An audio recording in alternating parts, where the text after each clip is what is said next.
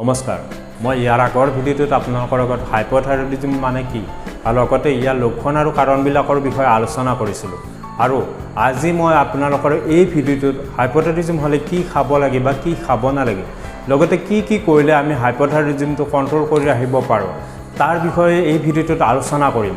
যিবিলাক ব্যক্তি হাইপোথাইৰয়ডিজমত ভুগি আছে তেনেকুৱা ব্যক্তিৰ কাৰণে সয়াযুক্ত খাদ্য যেনে সয়াবিন হওক বা টফু বা সয়া চাংছ তেনেকুৱা খাদ্য তেওঁলোকৰ কাৰণে বেয়া ইয়াৰ উপৰি কবি জাতীয় খাদ্য যেনে বন্ধাকবি বা ফুলকবি বা ব্ৰুকলি হওক বা ওলকবি তেনেকুৱা খাদ্য হাইপোথাইৰয়ডিজমৰ কাৰণে বেয়া ইয়াৰ উপৰি হাইপোথাইৰয়ডিজমত আমাৰ ওজন সোনকালে বাঢ়ি যায় সেইকাৰণে যিবিলাক খাদ্য খালে আমাৰ ওজনবিলাক সহজে বাঢ়ি যায় তেনেকুৱা খাদ্যৰ পৰা আমি দূৰত থাকিব লাগে যেনে ফাষ্ট ফুড হওক বা কেক তেনেকুৱা খাদ্য আমাৰ ওজন সহজে বঢ়াই তোলে এইবিলাক খাদ্য আমি হাইপোথাইৰয়ডিজম ব্যক্তিয়ে অলপ এৰি থাকিব লাগে ইয়াৰ উপৰি এলকহলে কি কৰে আমাৰ দেহৰ ইমিউনিটি সিস্টেমটো দুৰ্বল কৰিব পাৰে সেইকাৰণে হাইপোথাইৰয়ডিজমত ভোগা ব্যক্তিয়ে এলকহলটো পৰা মানে এৰিব চেষ্টা কৰিব লাগে যিবিলাক ব্যক্তি হাইপোথাইৰয়ডিজমত ভুগিছে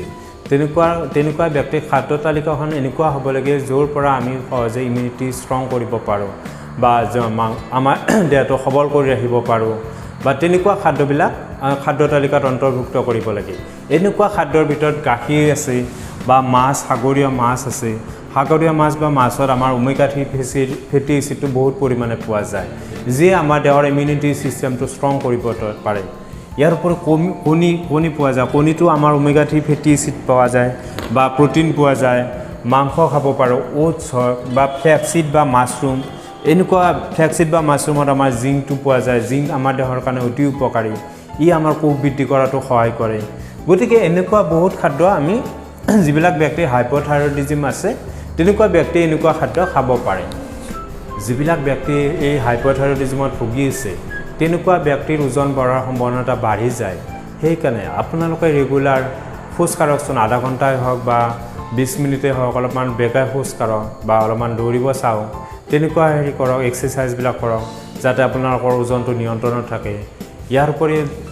যেহেতু হাইপোথাইৰয়ডিজমৰ আমাৰ মানসিক অশান্তি বাঢ়ি যায় বা মানসিক ষ্ট্ৰেছ বাঢ়ি যায় সেইকাৰণে আপোনালোকে আধা ঘণ্টামান আপোনালোকে যোগাসন কৰিব পাৰে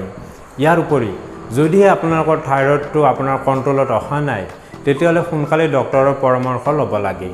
এতিয়া মই আপোনালোকৰ আগত আমাৰ দেহত কিমান পৰিমাণৰ থাইৰয়ড থাকিব লাগে তাৰ এখন